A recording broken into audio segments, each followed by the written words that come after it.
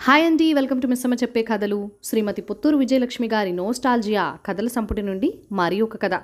అంతటి బుద్ధి మనిషికెక్కడా? వాడు మనిషా? కాదు, దున్నపోతు. వాడా ఓ ఎద్దు మొద్దు స్వరూపం అని ఎవరైనా అంటే నా మనసు చివుక్కుమంటుంది. అందుకు కారణం ఉంది. ఒక సంఘటన నా మనసులో మెదులుతోంది. ఇంటూరు అని ఒక చిన్న పల్లెటూరులో ఉండేవాళ్ళం. ఒకే కుటుంబానికి చెందిన వాళ్ళ ఇల్లు ఒకే చోటు ఉండేవి. చుట్టూ ఇల్లు. కొన్ని ఇళ్ళైతే ఒకటే గది, ఒకటే ద్వారం.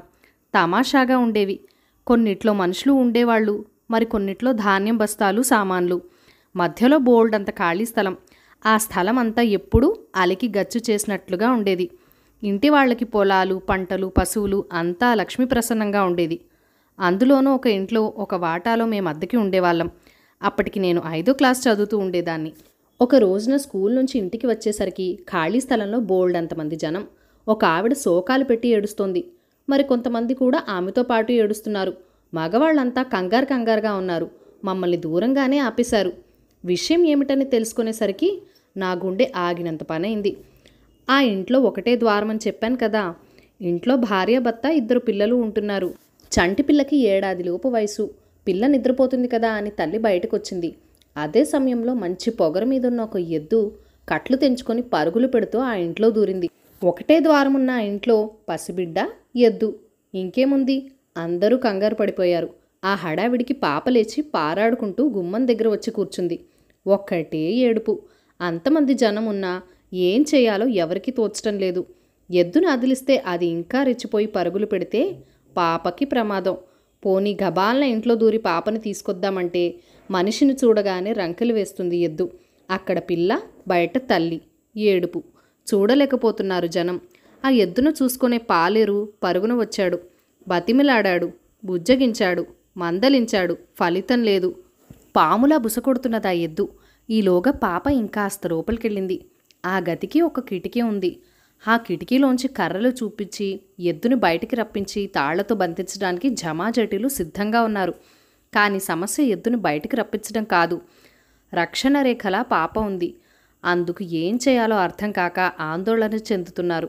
తల్లి పిలుస్తుంటే ఏడుస్తోంది తప్ప గడప దాటి తల్లి వైపు రావడం లేదు. తల్లి కోసం ఎదురు చూస్తోంది. గుమ్మం దగ్గర అంత దూరంలో కూర్చునుంది. అప్పుడు జరిగింది ఆ సంఘటన.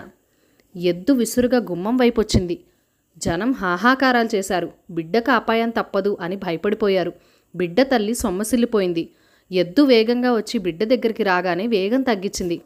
అతి భద్రంగా ముందు 2 కాళ్ళు గుమ్మం బయట పెట్టింది. ఆ సమయంలో ఎద్దు పొట్ట కింద ఉంది బిడ్డ. అందరూ భయంతో వణికిపోయారు.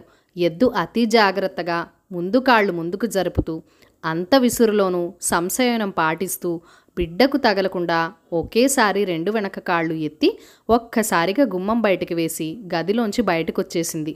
బయటికి వచ్చాక రంకలు పెడుతూ శరవేగంగా పరిగెత్తింది. అప్పటిదాకా ప్రాణాలు చేతిలో పెట్టుకుని ఉన్నవాళ్లంతా ఊపిరి పీల్చుకున్నారు.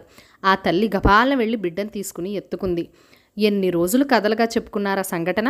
మా పల్లెటూరులో వ్యవసాయ పశువులుండేవి. మా నాన్నగారికి పశువులంటే ప్రాణం.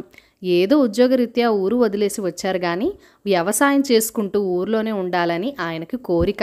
అందుకే ఊరు వెళ్ళినప్పుడు స్వయంగా ఎడ్లకు దానా పెట్టేవారు. అలా వాటికి దగ్గరగా తిరుగుతూ ఉంటే నాన్నగారిని అవి ఏం చేస్తాయో అని భయం వేసేది. ఇంటూరులో ఆ సంఘటన చూసిన తర్వాత ఆ భయం కాస్త పటాపంచలైపోయింది. అకారణంగా ఎవరికి ఏ హాని తలపెట్టదు ఏ జంతువు అయినా. అలా చేసేది మనిషి మాత్రమే. కథ సమాప్తం. ఈ కథను లైక్ చేయండి, షేర్ చేయండి, మన ఛానల్ని సబ్స్క్రైబ్ చేసుకుని మీ సపోర్ట్ ఇవ్వండి. మీ అమూల్యమైన ఫీడ్బ్యాక్ అండ్ సజెషన్స్ నాతో కామెంట్ సెక్షన్లో కూడా షేర్ చేసేయండి. Thank you for watching. Bye bye.